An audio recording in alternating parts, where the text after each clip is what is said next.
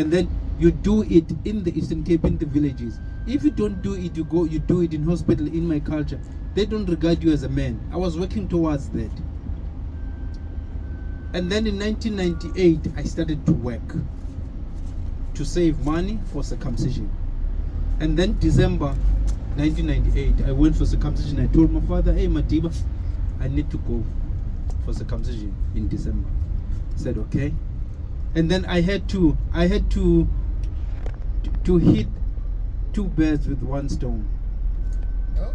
I went for circumcision, and then I've already registered for my license, Wow. for my learner's license. And so how old were you when you were circumcised? I was turning 23. Oh, okay. I was turning 20. That was the right age for my tribe. Oh, really? Yeah, that was the right age. Today it's 18. 23. Yeah, I was 23. I was turning 23, and I went for. It was then when FIFA World Cup was in France. Yeah, that's when I went for circumcision.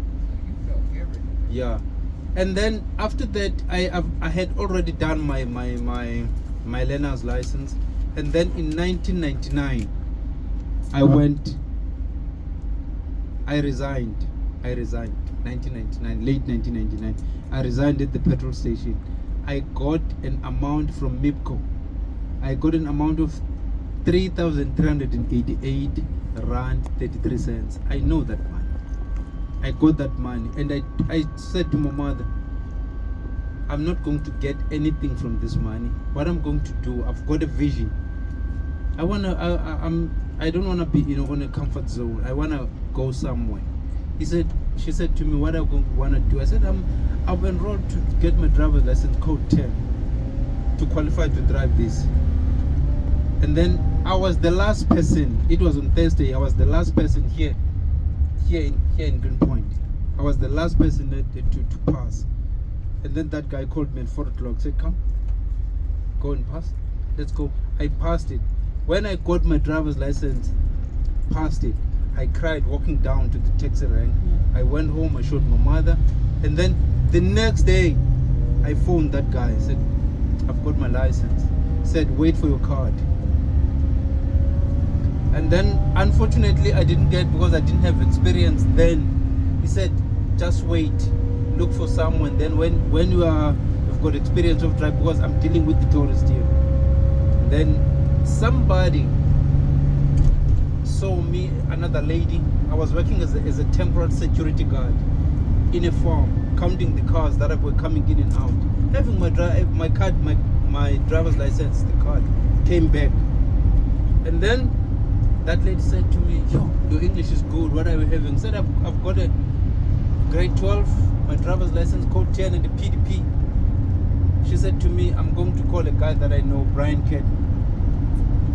He's owning a company that is called Windward Charters. I said, okay. He called Brian. Then Brian said to me, come to me in the afternoon in my office here in town. I went to him. He said, no, I'm going to make you a chauffeur driver. I'm going to give you a small flat, a room, and a kitchen. You're going to do all the transfers for me. That's how I started in year 2000. So I worked for Brian for 3 years, and then I went to Mega Coach to drive the coaches on the Garden Road for 4 years.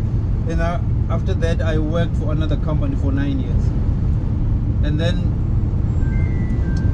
I started to be a guide in 2012 after the World Cup. I went for my guiding course, and then I became a guide in 2012. That's where I am today. I registered my own company that is called Tours. But I'm still in the process of building my company towards the internet. I'm still building it.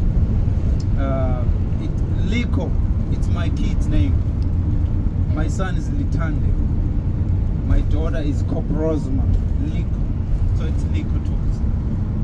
So that's where I'm standing now. That's where I am. Yeah.